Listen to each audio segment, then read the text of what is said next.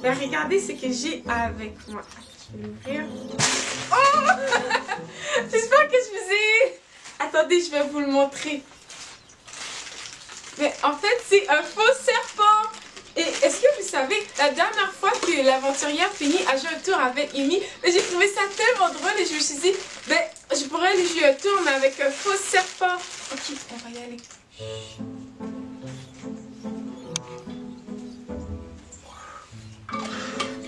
Voilà. Oh! Oh, allô! Salut, aventurière Jessie, ça va? Oui, toi? Oui!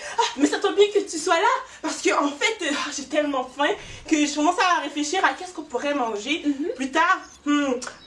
Professeur Bobby, lui, il voudrait qu'on mange des affaires bizarres. Mais peut-être tu pourrais m'aider à trouver des idées de nourriture. Ben oui, mais en fait, ça tombe bien parce que moi, j'ai une collation avec moi en attendant que le repas soit prêt. Oh, mais c'est une très bonne idée, mais oui! C'est gentil! Oh, t'es trop gentil! Oh, j'ai tellement fait en plus!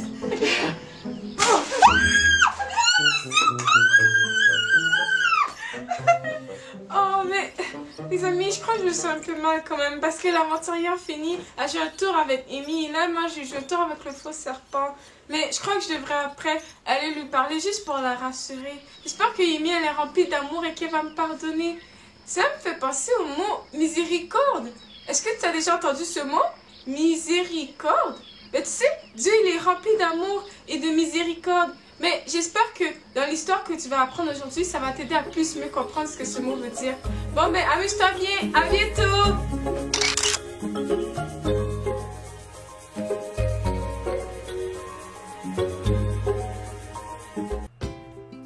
La parole de Dieu est mon livre d'instruction pour changer ma vie. Et la vérité m'aide à connaître Dieu. Écoutons une histoire vraie de la parole de Dieu. Jean Chan se plaignait tous les soirs à sa famille de ce qu'un gros garçon appelé Nicolas le frappait dans le dos constamment à l'école. Personne n'osait affronter Nicolas, car dans la cour de récréation, c'était lui qui faisait la loi. « Un jour, je le frapperai aussi, il verra, » disait Jean. « Depuis peu de temps, la famille de Jean était chrétien et avait pris l'habitude de lire la Bible ensemble tous les matins. Un jour, Jean eut la surprise de découvrir le verset suivant. « Si ton ennemi a faim, donne-lui à manger. » Tu devras peut-être donner à manger au garçon qui te frappe, comme Dieu te dit de le faire, lui suggéra son petit frère. « Pourquoi est-ce que je devrais lui donner à manger? » répondit Jean. La seule raison que sa famille put trouver était « parce que Dieu le dit ». Ils se demandèrent ce que Nicolas aimerait manger. « Nicolas raffole de Smarties, » dit Jean, et se dépêcha d'en acheter en allant à l'école. Il mit le sachet dans son bureau et se prépara à subir l'attaque de son ennemi. Ce soir-là, quand il rentra chez lui, Jean affirma « Ça a marché! » Quand Nicolas m'a frappé, je me suis retournée, je lui ai fait un grand sourire et lui ai tendu le paquet de Smarties. Eh bien, il ne m'a plus frappé de la journée. Les deux garçons ne tardèrent pas à devenir de grands amis. Jean lui a accordé miséricorde et cela a fait une grosse différence. L'amour de Dieu est plein de miséricorde. Joseph était un autre garçon qui, comme Jean, ne méritait pas plusieurs des mauvaises choses qui lui sont arrivées. Son histoire se trouve dans le premier livre de la Bible, la Genèse. Les frères de Joseph étaient jaloux et fâchés contre lui, parce qu'il était le préféré de son père qui lui avait donné un magnifique manteau neuf. Il avait aussi fait des rêves montrant que Dieu allait faire de grandes choses pour lui. « Tuons-le et jetons son corps dans une citerne, » dirent ses frères. « Nous n'aurons qu'à dire à notre père qu'il a été dévoré par une bête féroce, et nous verrons ce que deviendront ses songes. » Ce n'était pas très sage. Quand on cherche à se venger, on ne réussit qu'à aggraver la situation. La parole de Dieu nous dit de ne jamais rendre le mal qu'on nous a fait. La meilleure chose à faire, c'est d'en parler à Dieu, car il a promis de s'occuper de nos problèmes. Le frère aîné de Joseph, Ruben, n'était pas aussi méchant que les autres. Il déclara « Ne le tuons pas, contentons-nous de le jeter dans une citerne. » Ruben espérait revenir plus tard et délivrer Joseph. Mais avant qu'il ait pu le faire, une caravane de marchands arabes en route pour l'Égypte passa près de là. « Nous n'avons qu'à le vendre comme esclave aux marchands, » dit Judas, l'un des frères de Joseph. « Comme ça, nous n'aurons pas besoin de le tuer et nous gagnerons même de l'argent. » Joseph partit donc pour l'Égypte. Il devait avoir très peur. Peut-être se demandait-il « Pourquoi tout cela arrive-t-il? » Quelquefois, nous ne savons pas comment agir, mais Dieu le sait. Dieu voit tout ce qui se passe et nous pouvons compter sur lui pour nous aider. En Égypte, Joseph devint esclave dans la maison de Potiphar, un important officier égyptien. Il ne resta pas assis dans son coin d'un air boudeur et n'essaya pas de s'échapper. Il eut confiance en Dieu et agit avec sagesse, travaillant de tout son cœur. Potiphar se rendit vite compte de la valeur de Joseph et lui confia la charge de tout ce qu'il possédait. Dieu bénit la maison et les champs de Potiphar à cause de Joseph. Hélas, alors que tout allait bien, la femme de Potiphar essaya de l'entraîner à faire le mal. Joseph était assez sage pour savoir qu'en aucun cas Dieu ne veut que nous fassions le mal, même si on essaie de nous y entraîner. Joseph refusa de faire ce que la femme de Potiphar voulait. La femme de Potiphar fut très fâchée contre Joseph. Quand son mari rentra chez lui, elle lui raconta des mensonges au sujet de Joseph. Potiphar a cru les mensonges. Furieux, il fit jeter Joseph en prison. C'était vraiment injuste. Joseph aurait pu dire « Ce n'est pas normal. Je suis fidèle à Dieu et je n'ai que des malheurs. » Mais il savait qu'en toute situation, absolument toute situation, Dieu agit pour le bien de ceux qu'il aime. Dieu peut transformer les mauvaises choses qui nous arrivent en bonnes choses. Si tu as déjà cru en Jésus comme ton sauveur, tu peux t'en souvenir chaque fois que tu auras des problèmes, et ainsi tu continueras à croire en Jésus et à lui obéir. Pendant que Joseph était en prison, Pharaon, le roi d'Égypte, fit plusieurs rêves étranges. Pharaon était inquiet. Que signifiaient ces rêves? Il demanda à ses magiciens et à ses sages de les lui expliquer, mais ils n'y arrivèrent pas. À ce moment-là, l'un de ses employés, un échanson, se rappela que lorsqu'il était en prison, il avait fait un rêve et que Joseph le lui avait expliqué. « Tout s'est passé comme Joseph l'avait dit, » affirma l'homme. « Allez chercher Joseph, » ordonna Pharaon. On se dépêcha de le faire sortir de la prison. Pharaon lui dit, « J'ai fait un rêve et personne n'arrive à me l'expliquer, mais on m'a dit que toi tu le pouvais. »« Ce n'est pas moi, c'est Dieu qui peut te l'expliquer, » répliqua Joseph. Avec l'aide de Dieu, Joseph dit à Pharaon ce que ses rêves signifiaient. Pendant 7 ans, il y aura assez de pluie et de soleil pour que l'Égypte fasse de belles moissons. Mais ensuite, pendant 7 ans, il n'y aura plus de récolte et ce sera la famine. Dieu va faire cela. Que le roi cherche un homme sage et qu'il le mette à la tête de l'Égypte. Il rassemblera autant de nourriture qu'il le pourra et la mettra en réserve pour les années mauvaises qui arrivent. « C'est un bon plan, » déclara Pharaon. « C'est à toi que Dieu a fait connaître toutes ces choses. C'est signe que tu es le plus sage. C'est donc toi qui auras le poste. Une seule personne sera au-dessus de toi, moi. » Pharaon savait que Joseph était l'homme qu'il fallait pour cette tâche. Les années passèrent et tout ce que Joseph avait prédit se réalisa. Grâce à la sagesse que Dieu avait donnée à Joseph, le peuple ne mourut pas de faim pendant les 7 années de famine. À Canaan, pays d'où venait Joseph, les gens n'avaient plus rien à manger. Le père de Joseph décida d'envoyer ses fils acheter du blé en Égypte. L'homme qui vendait le blé était Joseph. Il reconnut ses frères, mais eux ne le reconnurent pas. Ils étaient persuadés que Joseph était mort. Joseph aurait le droit de s'écrier « Ah, je vous tiens! Je vais me venger de ce que vous m'avez fait! » Que penses-tu que Joseph a fait? A-t-il dit cela? Non, il n'a pas réagi ainsi. Joseph a accordé de la miséricorde à ses frères. L'amour de Dieu est plein de miséricorde. La miséricorde, c'est être bon, c'est pardonner de tout son cœur à celui qui a fait du mal, au lieu de le punir. Si tu as déjà cru en Jésus comme ton sauveur, Dieu attend aussi de toi que tu fasses preuve de cette même miséricorde envers les autres. Aider ceux qui en ont besoin, un élève en difficulté à l'école, une personne âgée dans ta famille, devenir l'ami de celui qui est rejeté. Être patient envers ses frères ou des sœurs plus jeunes, même quand ils te dérangent. Joseph a accordé de la miséricorde à ses frères. Au lieu de se venger, Joseph donna du blé à ses frères et leur rendit même leur argent. Ils rentrèrent chez eux, mais peu de temps après, le blé fut épuisé, alors que la famine sévissait toujours dans le pays. Le père de Joseph déclara « Retournez en Égypte et allez encore acheter du blé. » Les frères repartirent. Alors Joseph leur dit « Venez près de moi. Je suis Joseph, votre frère, que vous avez vendu. » Pouvez-vous imaginer les sentiments de ses frères? Qu'allait leur faire Joseph? Oh là là! Mais Joseph était prêt à faire ce que Dieu voulait qu'il fasse.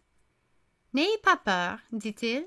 Vous vouliez me faire du mal, mais Dieu l'a changé en bien. Il voulait sauver beaucoup de vies. Je vais prendre soin de vous et de vos enfants. » Dieu s'est servi de Joseph pour les empêcher de mourir de faim. Wow! Joseph a accordé de la miséricorde à ses frères.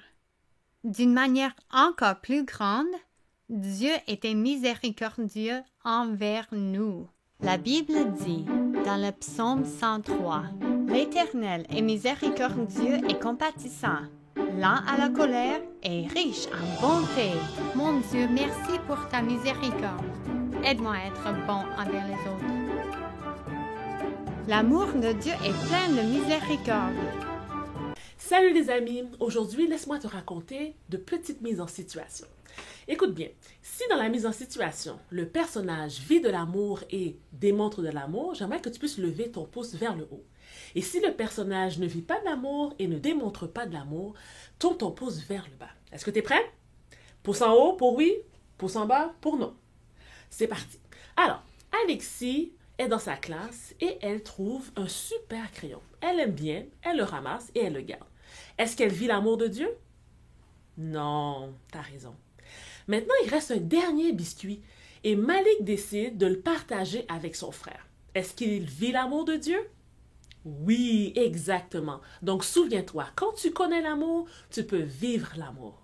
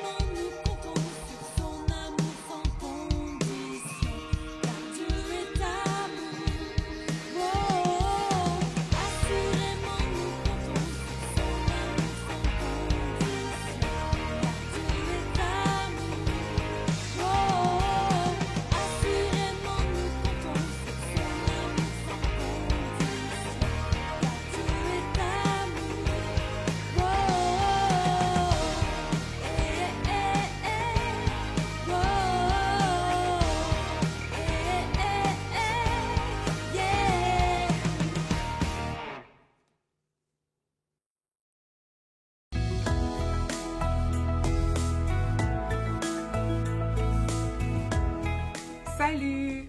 Je suis très contente que tu sois de retour avec nous. Est-ce que tu es prêt pour entendre la suite de l'histoire? Alors installe-toi bien.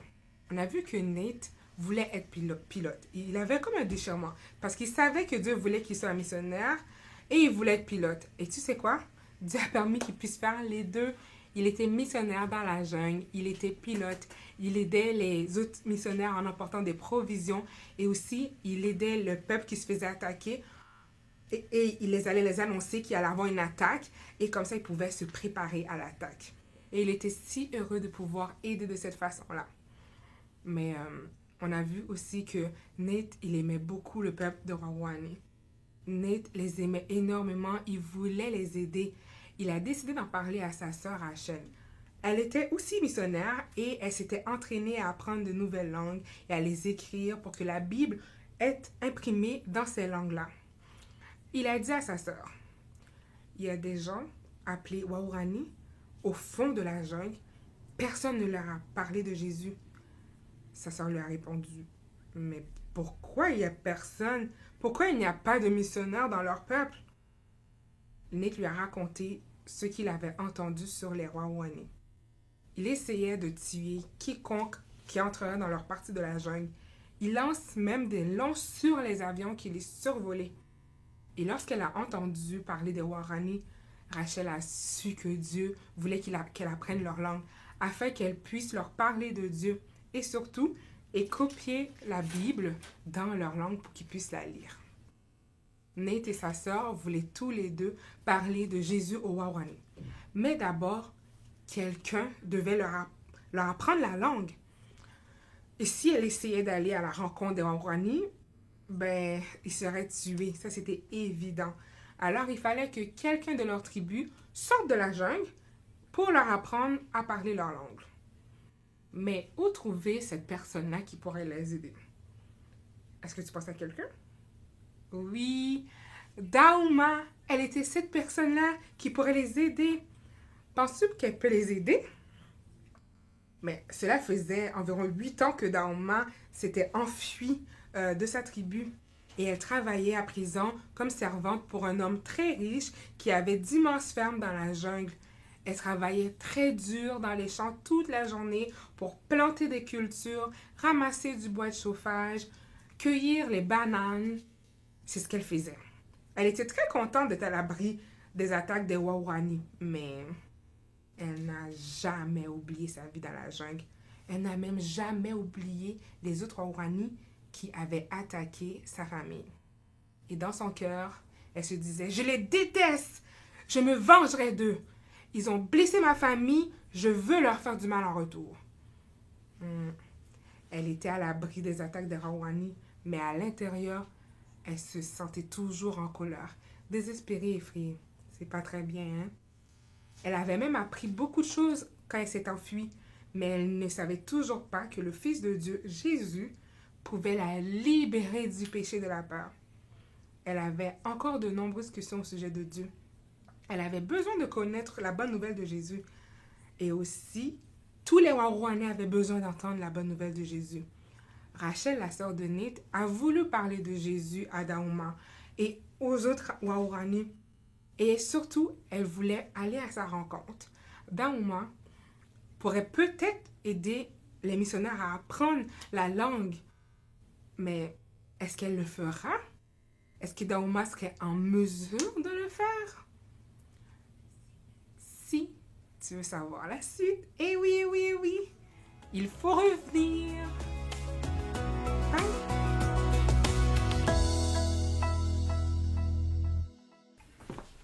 Oh, salut les amis, en forme? Oui, tout le monde va bien? Good.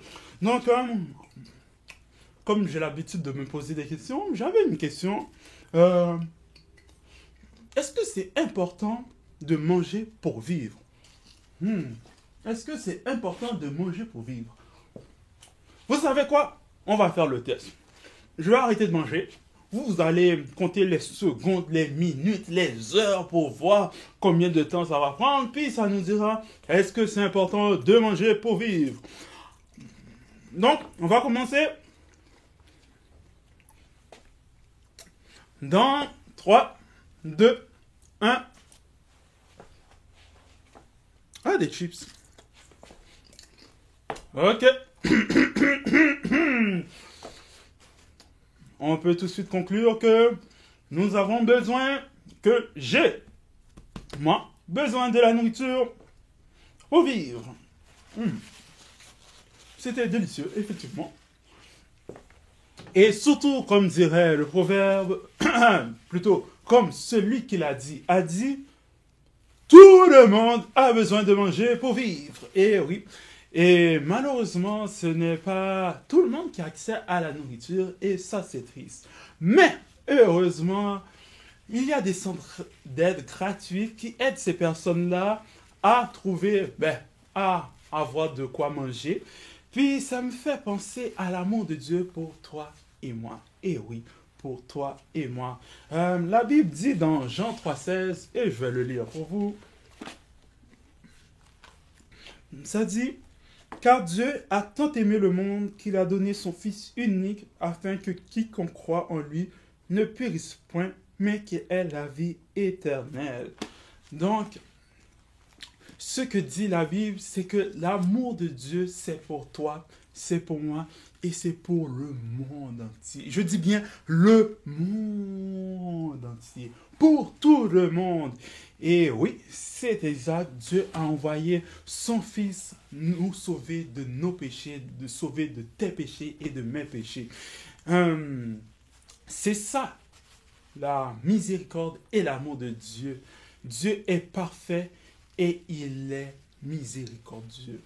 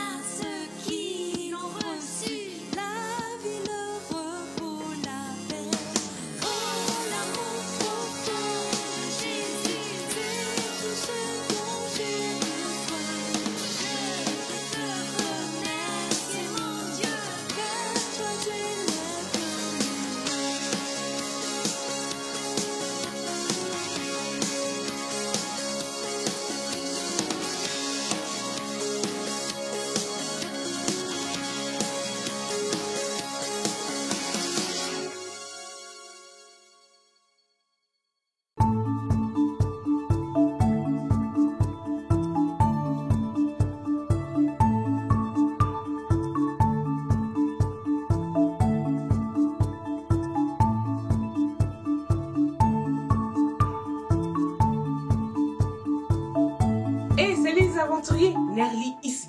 Et Yemi aussi, et nous sommes là pour vous aider à découvrir les merveilles de l'Amazonie. Oui, et aujourd'hui, j'ai encore quelque chose de nouveau dans ma boîte mystère, remplie de choses mystérieuses. Oh, Yemi, est-ce que cette fois-ci, tu as moins peur de mettre ta main dedans et dire ce que tu ressens? Oh, j'ai encore un tout petit peu peur, mais je suis prêt à prendre le risque pour vous aider, les aventuriers, à découvrir plus de choses sur l'Amazonie. Je prends le risque. Ok.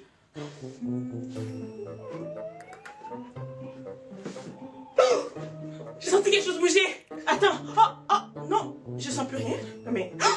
j'ai senti quelque chose encore. Oh non, je sens plus rien. Oh, mais attends. Oh non, Yumi. Oh, c'est dommage. C'était vraiment qu'une toute mignonne petite grenouille grenouilles dans l'Amazonie, hein, et elles habitent dans le sous-étage. Est-ce que tu te rappelles du geste qu'on avait appris pour faire le sous-étage? Oui, oui. Ok, 1, 2, 3. Sous-étage!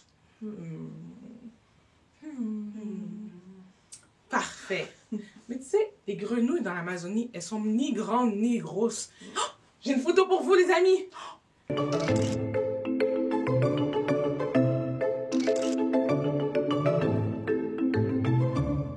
sais, ces grenouilles dans l'Amazonie, ils sont grandes comme...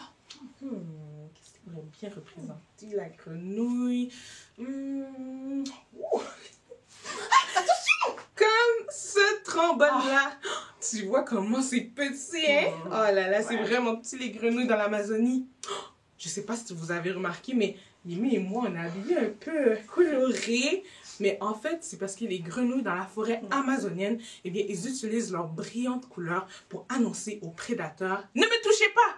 Je suis sûre que vous n'allez pas aimer le goût. » Eh bien, tu vois, moi j'ai mis, et Yimi aussi, on a mis ça au cas où que notre ami l'anaconda, il revient. Eh bien, comme ça, il va savoir qu'il n'a pas le droit de nous toucher. Non! Mais c'est vraiment merveilleux de voir que notre Dieu le Créateur a donné à ces minuscules petits grenouilles, eh bien, des couleurs tellement colorées. Oui, oui, exactement. Oh, mais je me souviens avoir écrit un article à propos des grenouilles. Attends, laisse-moi voir. Ah, trouvé. Ok. Les grenouilles venimeuses ont un poison naturel dans leur peau qui peut paralyser ou même tuer les prédateurs. Wow. Quoi? T'as dit poison? Un poison? Mais, ça veut dire que la grenouille que tu as mis dans la boîte et puis que j'ai mis ma main, eh bien, elle est venimeuse. Oh non, une chose que j'ai pas réussi à l'attraper, les amis. Oh, je vais tout de suite aller laver mes mains. Bye. Ah, les amis, ne vous inquiétez pas pour Yemi. Elle va aller bien. C'était pas vraiment une grenouille venimeuse que j'ai mis dans la boîte.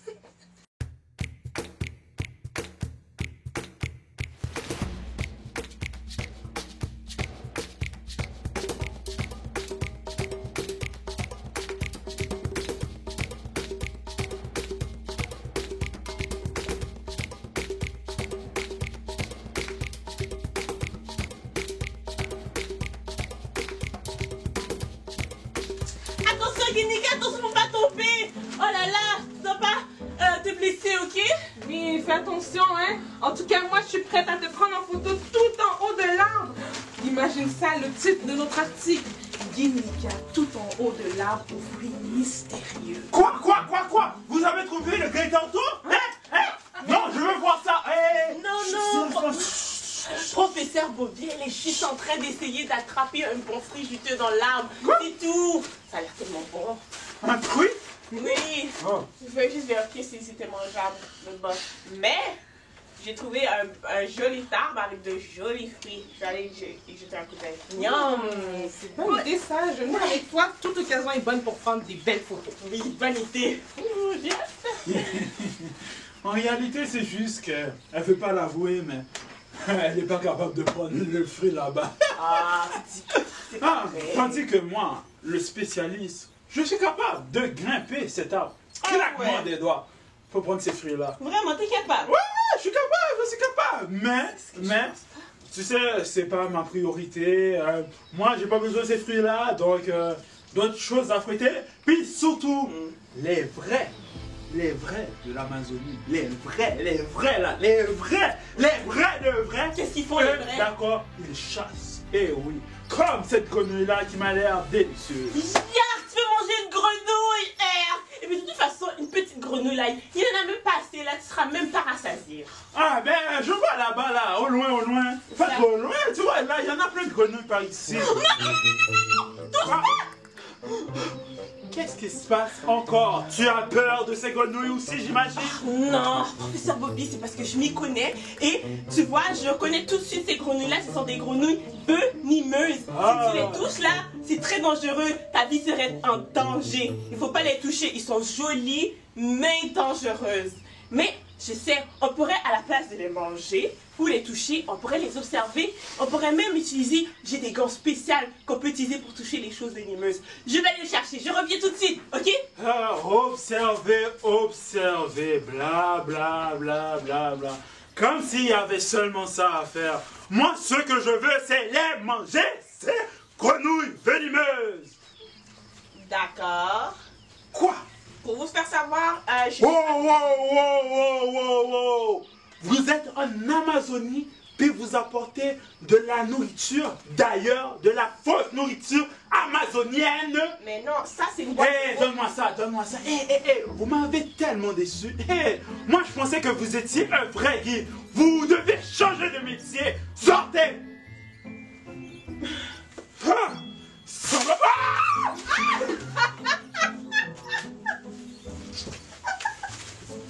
Seigneur, mais pourquoi m'avez-vous pas dit qu'il n'y avait pas de nourriture dedans?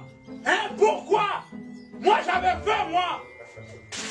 Eh bien, si vous avez pris le temps de m'écouter un instant, vous auriez entendu que ce n'était pas une boîte de croustilles, mais une boîte de faux serpents. Vous êtes un être impatient, je vous dis. Si vous pouviez faire un peu de preuve de miséricorde pour votre équipe et pour la mission qui est aussi importante, vous pourriez peut-être passer un meilleur moment ici à l'Amazonie. Oui, c'est vrai que vous êtes un peu exigeant, beaucoup même. Ok. Bon. Il est peut-être vrai que je sois un peu trop exigeant avec vous. Il y a de l'eau là-bas. C'est bon, mais vous savez, c'est parce que ça fait déjà 2 semaines que nous sommes ici et que nous avons encore rien trouvé. 2 semaines, je vous dis. 2 semaines, c'est long 2 semaines. Puis ça avance pas. Je comprends. Mais pensez à tous les animaux que vous avez vus jusqu'à présent. Et en plus, notre séjour n'est pas encore terminé. Soyez patients et à l'écoute. Oui. Vous avez tout à fait raison, Guide Nika. C'est les gars! On va pouvoir observer les grenouilles. C'est une pour ça. Oh, une pour ça. Hé, donne-moi ça. C'est pour moi, c'est moi qui veux manger les grenouilles. On va pas les manger, on va les observer. Oui, les observer, Bon, dis-je. D'accord. On y va. Oh, les amis, vous êtes là. Bon, j'espère que vous allez bien. Je vais vous dire, est-ce que toi aussi, tu as pris le temps d'observer les belles créatures, les belles choses que Dieu a créées autour de toi? Prends le temps d'observer. Est-ce que tu es capable de voir les tout petits insectes? Benjamin, oui, viens, place-toi ici. Je vais prendre une photo de vous avec la grenouille venimeuse. Je vais me placer juste ici. Et quand je dis 3, vous dites grenouille. Ok, bonne idée. Bon, à la prochaine les amis. 1, 2, 3, Grenouille!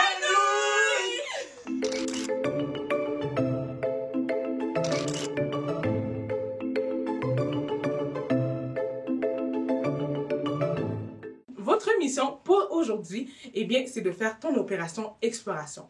Donc, tu sais, les jaguars, ils habitent dans le sous-étage. Donc, tu peux essayer de trouver un félin, donc un chat, ou bien de trouver une petite grenouille ou une grosse grenouille, comme tu veux. Ou tu peux aussi choisir plein de petites feuilles que tu trouves autour de toi. Et tu sais, les feuilles dans l'Amazonie sont vraiment grandes. Donc, essaye de trouver la plus grande feuille que tu peux. Bon, je vous laisse aller faire votre opération exploration. Bye les amis! Soyez des nôtres pour la prochaine aventure. À bientôt!